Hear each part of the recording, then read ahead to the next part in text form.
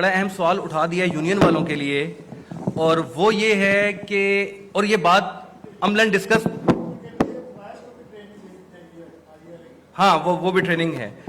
میں یہ یونین سے سوال کرنا چاہوں گا کہ ان کی بات سے ایک چیز پیدا ہوئی ہے، وہ یہ ہے کہ آپ ہڑتال کرنا جانتے ہیں، لیکن ہڑتال سے پہلے کے قانونی لوازمات سے ہٹ کے جو کلیکٹیو بارگیننگ کے طور پر جو آپ کے لوازمات بنتے ہیں کہ آپ لانگ ٹرم پالیسی کے لیے کیا کام کر سکیں، اسکل ڈیولپمنٹ کے لیے کیا کام کر سکیں، ٹریڈ یونین کے جو کام ہیں کرنے کے، وہ اس پر میں سوال کرتا ہوں یہ والا Raja Muhammad Miskeen, general secretary all Pakistan utility stores corporation national worker union سے، کہ وہ اس کو ایڈریس کریں کہ ٹریڈ یونین جو ہے وہ مزدور کی نمائندگی کی دعوے دار اور حقیقی طور پر ہونے کے باوجود جو ہے وہ صرف ہڑتال ہی پر کیوں فوکس کرتی ہے، اس کے علاوہ جو دیگر جو موری ذرائع ہیں وہ کیوں ہمارے نظر سے پوشیدہ رہتے ہیں.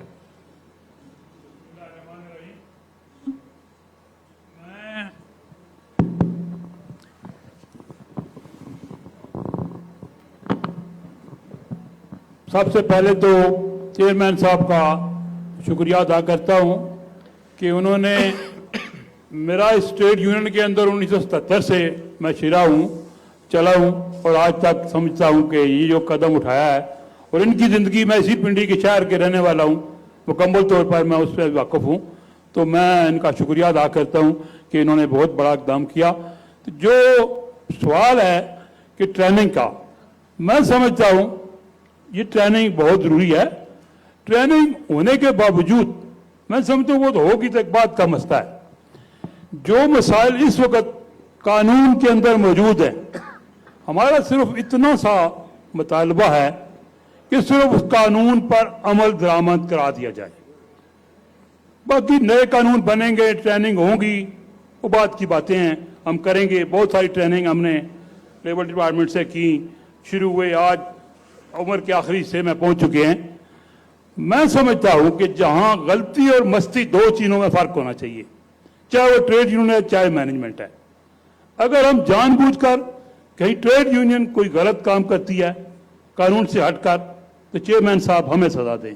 اگر جان بوجھ کر کہیں قانون سے ہٹ کر مینجمنٹ کرتی ہے تو ان کو بلائیں، ان کو سزا دیں، تو آدھے مسائل ہمارے اسی جگہ حل ہو جائیں گے.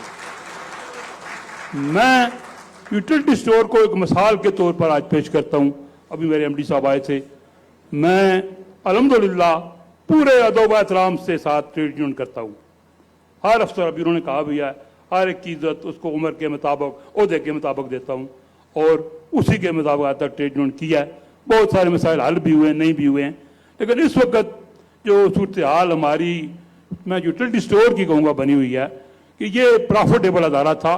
پچھلے 10 سال میں ہم نے 129 ارب روپیہ ٹیکس اکٹھا کر کے گورنمنٹ آف پاکستان کو دیا، جبکہ یوٹیلیٹی اسٹور نے چلانے کے لیے سمپل صرف 10 ارب روپے کی گرانٹ لی.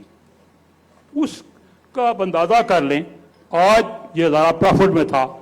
آج کچھ پالیسیوں کی وجہ سے، کچھ غلطیوں کی وجہ سے، وہ ہماری بھی ہوں گی، اوپر سے بھی ہوں گی.